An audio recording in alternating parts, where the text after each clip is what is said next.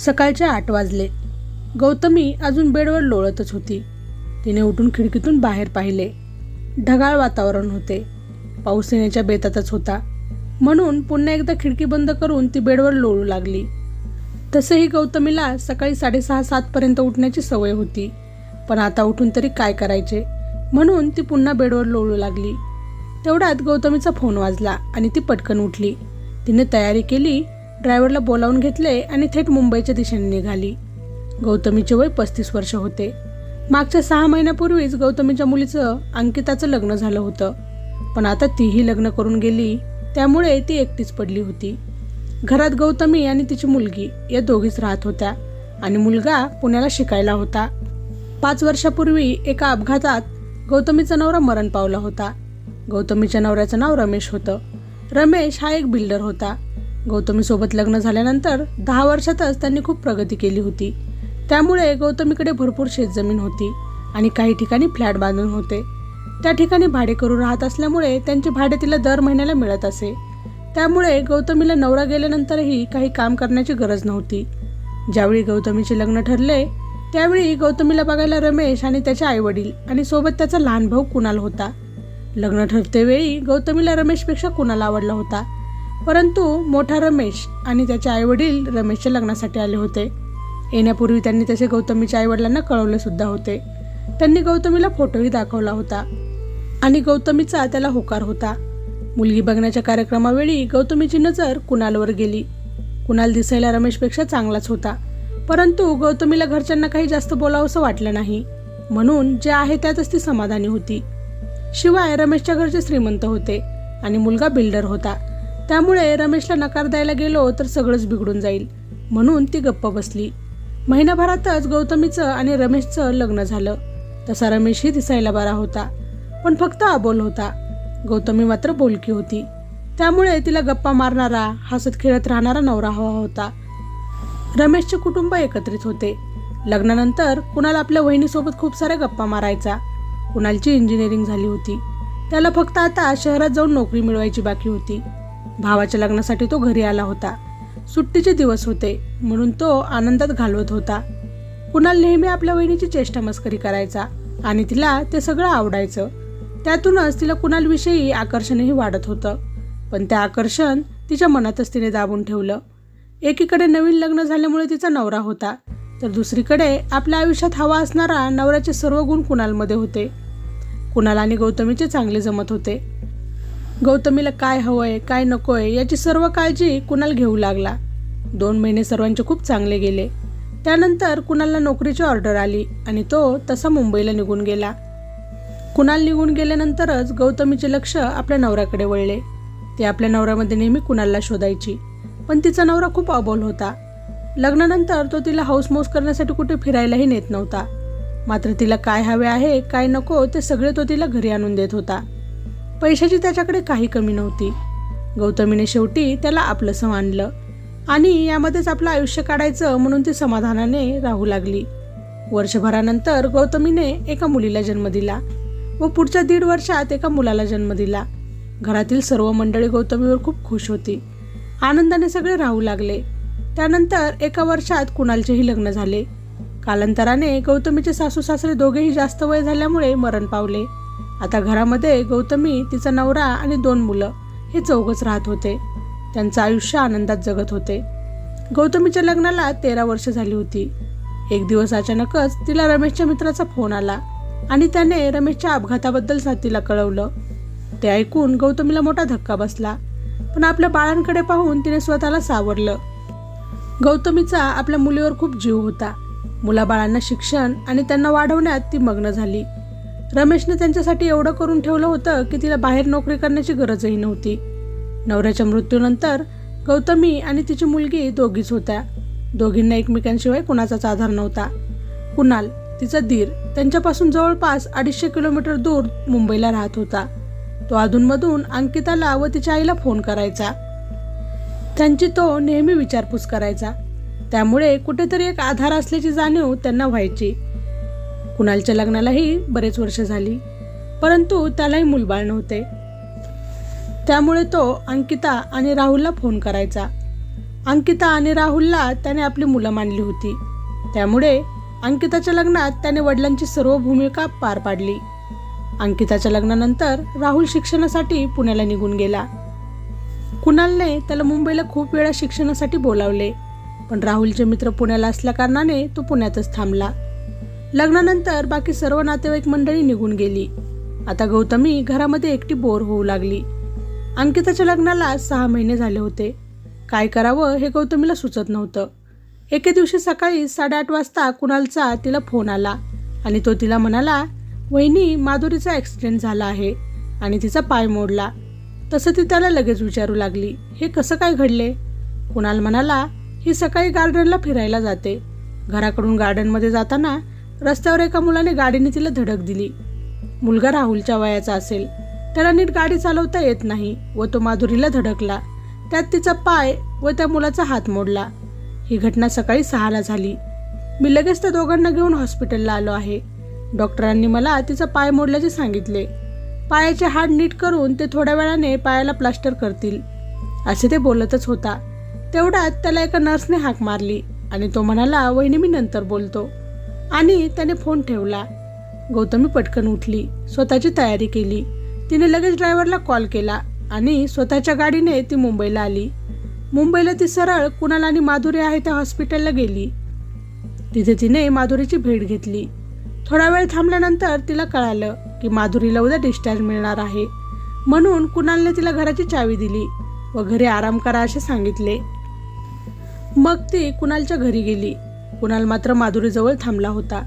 गौतमीने ड्रायव्हरला गावी परत पाठवलं आणि पुन्हा कॉल करून बोलावते असे सांगितले, कारण तिला इथं 2-4 दिवस थांबावं लागणार आहे हे माहीत होतं. कुणालचा रो बंगला होता. खाली 3 रूम आणि वर 3 रूम. त्याही आलिशान होत्या. कुणालचं घर खूप मोठं होतं आणि एवढ्या मोठ्या घरात ते दोघेच राहत होते. बंगल्यातील वरच्या रूम ते कधीही उघडत नव्हते. गौतमी येऊन वरच्या रूममध्ये थांबली. कुणाल स्वतःचे घर खूप चांगल्या प्रकारे बनवलं होतं. त्याची गेस्ट रूमही सुंदर होती. दिवसभराच्या प्रवासामुळे गौतमी दमली होती. मग ती थोडा वेळ बेडवर पडून आराम करते. तिला थोडी कणकण जाणवत होती, म्हणून ती आंघोळीला बाथरूममध्ये जाते. बाथरूममध्ये जाऊन गौतमी प्रथम थोडी थांबलीच, कारण बाथरूममध्ये एक मोठा आरसा लावला होता आणि त्या आरशात गौतमी स्वतःला पाहत होती. आरशासमोर स्वतःला पाहून आंघोळ करण्याची ही तिची पहिलीच वेळ होती. गौतमी स्वतःला आरशात पाहत अंगावरचे एक कपडे काढू लागली. तिला स्वतःची शरम येत होती. गौतमीने शॉवर ऑन केला आणि गार पाण्याचा आनंद घेऊ लागली. कितीतरी दिवसानंतर ती मनसोक्त आंघोळ करू लागली. नेहमी ती पटकन आंघोळ करून बाहेर यायची आणि आपल्या दैनंदिन जीवनाला सुरुवात करायची. पण आज स्वतःला आरशात पाहत ती उत्तेजित झाली आणि तिने हळूहळू करून अंगावरचे सर्व कपडे काढले. कितीतरी वर्षानंतर गौतमीने आज स्वतःच्या शरीराकडे एवढे निरखून पाहिले. गौतमीच्या शरीरावरचे उभार एखाद्या नवतरुण मुलीला लाजवेल असे दिसत होते. शॉवरच्या पडणाऱ्या पाण्यासोबत गौतमी स्वतःच्या छातीवर प्रेमाने हात फिरवू लागली आणि हळूहळू उत्तेजित होऊ लागली. तिने शॉवर बंद केला. बाजूला ठेवलेलं साबण घेऊन तिने संपूर्ण अंगावर फेस तयार केला. फेसमे झालेल्या त्या शरीरावर ती प्रेमाने हात फिरवू लागली आणि उत्तेजित होऊ लागली. तेवढ्यात तिचा मोबाईल वाजला. गौतमी घरी एकटीच होती, म्हणून ती तशीच रूममध्ये आली आणि मोबाईल घेतला. कुणालचा कॉल आला होता. तिने कॉल बॅक केला. तसा कुणाल म्हणाला, वहिनी, तुम्ही काय करत आहात? गौतमी म्हणाली, काही नाही. त्यावर कुणाल लगेच म्हणाला, अहो वहिनी, मी घराबाहेर आहे, दार उघडा. आता गौतमीची तारांबळ उडाली होती.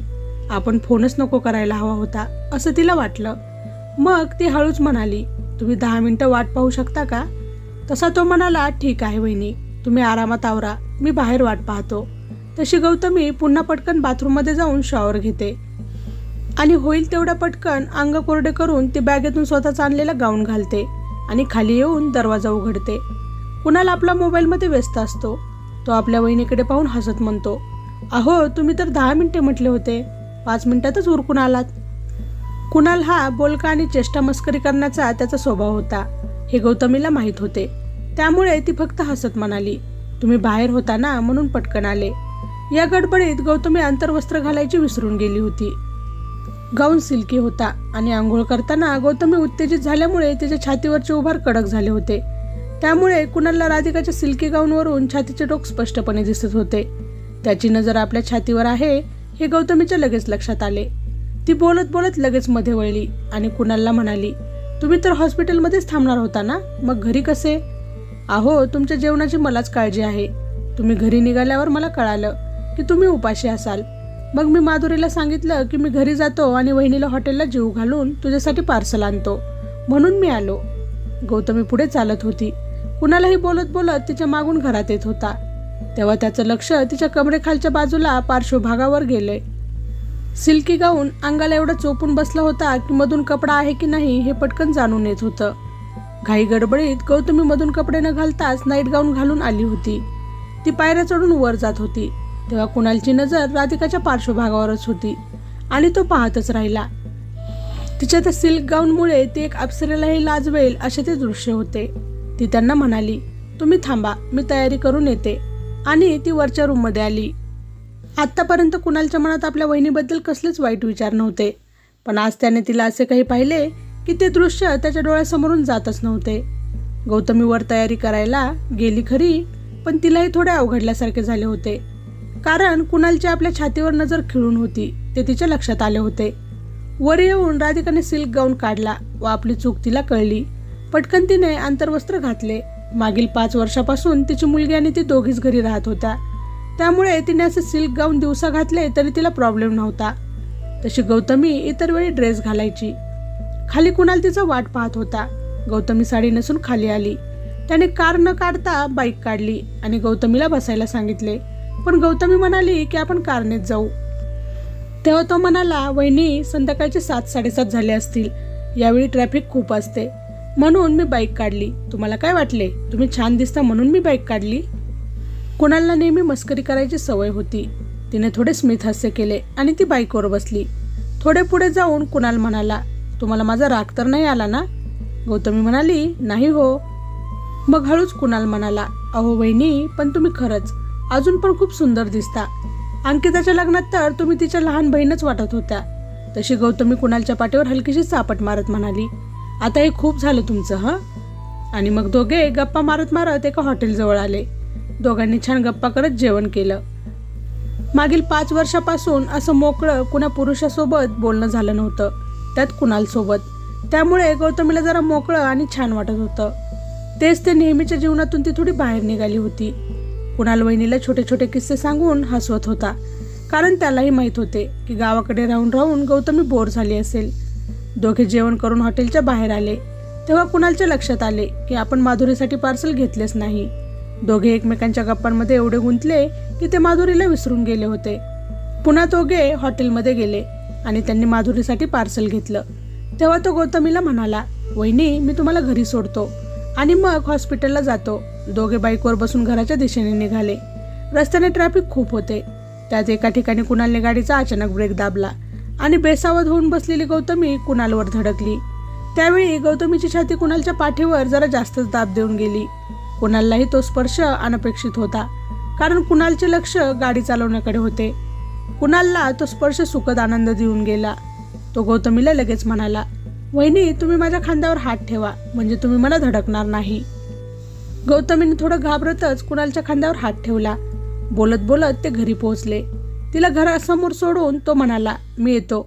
माधुरी वाट पाहत असेल, आणि मग तो निघून गेला. गौतमी घरामध्ये आली. घरी एकटी राहण्याची तिला सवय होती. गौतमी वर रूममध्ये गेली. बाहेर जाताना तिने तो गाऊन बेडवरच ठेवला होता. आज रात्री तरी कुणाचीच भीती नाही, म्हणून तिने तो सिल्की गाऊन घातला. स्वतःच्या घरी ती हाच वापरत होती. गाऊन घातल्यावर तिच्या मनात विचार आला की आपण एखादा साधा कॉटनचा गाऊन आणायला हवा होता, पण लगेच तिच्या लक्षात आले की मी माधुरीचा गाऊन वापरेल, व म्हणून ती माधुरीच्या रूममध्ये आली. यापूर्वी राधिका 2-3 वेळाच कुणालच्या घरी आली होती. कुणालने मात्र हळूहळू आपल्या घरामध्ये खूप बदल केले. माधुरीच्या गैरहजेरीत पहिल्यांदाच गौतमी त्यांच्या बेडरूममध्ये गेली. कुणालने स्वतःची बेडरूम खूप सुंदर सजवली होती. रूममध्ये बेड हा गोल आकाराचा आणि खूपच मऊ होता. आकर्षक पेंटिंग व काचेच्या सुंदर वस्तू रूममध्ये ठेवल्या होत्या. तसेच एका बाजूला मोठा आरसा होता. गौतमीला थोड्या वेळासाठी माधुरीचा हेवा वाटला. गौतमीकडेही खूप संपत्ती होती, पण तिच्या नवऱ्याने कधी असा विचारही केला नव्हता. तो अगदी साध्या विचारांचा होता. कुणाल मात्र थोडा वेगळाच होता. स्वतःच्या विश्वात तो नेहमीच आनंदी राहायचा. कदाचित त्यामुळेच त्याला हवे असलेले तो मिळवतो. गौतमीने माधुरीचे कपाट पाहिले आणि ती एखादा कॉटनचा गाऊन मिळतो का ते शोधू लागली. कुणाल व माधुरी मुंबईला बरेच वर्षापासून शिफ्ट झाले होते. शिवाय सासू सासरे त्यांच्याकडे कधी राहिलेच नाही. त्यामुळे माधुरीकडेही कॉटनचा गाऊन नव्हता. तिच्यासारखा सिल्की गाऊन तिला सापडला. शिवाय वेस्टर्न पॅटर्नचे शॉर्ट ड्रेस सापडले. ते पाहून तर गौतमीला थोडं वेगळं वाटलं. गौतमीने तर असं कधी विचारही केला नव्हता. माधुरीचे कपडे पाहून तिला वाटले आपण ट्राय करून पाहू. मग तिने शॉर्ट मॅक्सी घातली. ती तिला अगदी घट्ट बसली, कारण गौतमी माधुरीपेक्षा अंगाने थोडी भरलेली होती. ती घालून ती स्वतःला आरशात पाहू लागली. शॉर्ट मॅक्सी नावाप्रमाणेच लहान होती. स्वतःचे गुडघे तिला सहज दिसत होते व छातीचा भाग वर आल्यासारखा वाटला. त्यावर ती मागे पुढे चालून बघू लागली. गौतमीने तिच्या कपाटात पाहिले तर तिला एक छोट्या बाळाचा ड्रेस दिसला. पण त्यांच्या घरात तर एकही छोटं बाळ नव्हतं. मग तिच्या लक्षात आलं आणि मनातच हसली. तो लहान बाळाचा ड्रेस नसून माधुरीचा वेस्टर्न पॅटर्नचा ड्रेस होता. मग तिला थोडी उत्सुकता वाटली आणि तिने तो घालून बघितला. बेडरूममधील आरशासमोर उभी राहिली. तो ड्रेस गौतमीला अधिकच आकर्षक बनवत होता. तिने घातलेली हाफ पॅन्ट तिच्या मांड्याही झाकू शकत नव्हती. वर ब्लाऊज सारखे शर्ट खोल गळ्याचे आणि छाती पुरतेच. त्याचं काम छातीचे उभार झाकण्यापेक्षा दाखवण्याचे होते. गौतमी स्वतःला पाहून उत्तेजित होत होती. 5 वर्षानंतर पहिल्यांदाच तिला शरीरासाठी स्वतःच्या नवऱ्याची आठवण झाली. तो असता तर ती मध्यरात्रीच त्याच्याकडे गावी गेली असती. परिस्थिती काहीही असो, पण गौतमीला आता शरीर सुखाची गरज होती. त्या छोट्या कपड्यांमध्ये गौतमी खूपच आकर्षक दिसत होती. तिचे हात तिच्या छातीवर हळुवारपणे खेळत होते. तिच्या डोक्यावर एक प्रकारची नशा चढली होती. ती बेडवर झोपली आणि बाजूला असलेली उशी आपल्या छातीला घट्ट धरून उत्तेजित होऊ लागली. गौतमी उठली, अंगावरचे सर्व कपडे काढले आणि बाथरूममध्ये गेली. रूमसारखे सुंदर बाथरूम सजवले होते. ते बाथरूम नसून एक रूमच होती. एक मोठा बाथटब होता. या सर्व गोष्टी पाहून गौतमी अधिकच उत्तेजित झाली. आता ती थोडी शांत झाली होती. रूममध्ये येऊन तिने सर्व कपडे जागच्या जागी ठेवले. कपाटातील खालचा ड्रॉवर तिने उघडला. तेव्हा तिला स्पंजचे गोळे मिळाले. फेशियल करतेवेळी कदाचित त्याचा वापर करत असावा असं तिला वाटलं. तिथेच एक ब्रा पडून होती. तिला आर्टिफिशियल उभार देण्यात आले होते. ते पाहून गौतमीला थोडं विशेष वाटलं, कारण माधुरीचे स्तन बऱ्यापैकी होते. मग तिला याची गरज काय, याचा गौतमीला प्रश्न पडला. पुन्हा तिला वाटले कदाचित उत्तेजना वाढवण्यासाठी माधुरी वापर करत असावी. गौतमीला झोप येऊ लागली म्हणून ती वरच्या रूममध्ये आली. गौतमी मोकळी झाली होती, पण तरीही तिला शरीर सुखाचा आनंद मिळाला नव्हता. ऐन तिशीत तिचा नवरा तिला सोडून गेला होता.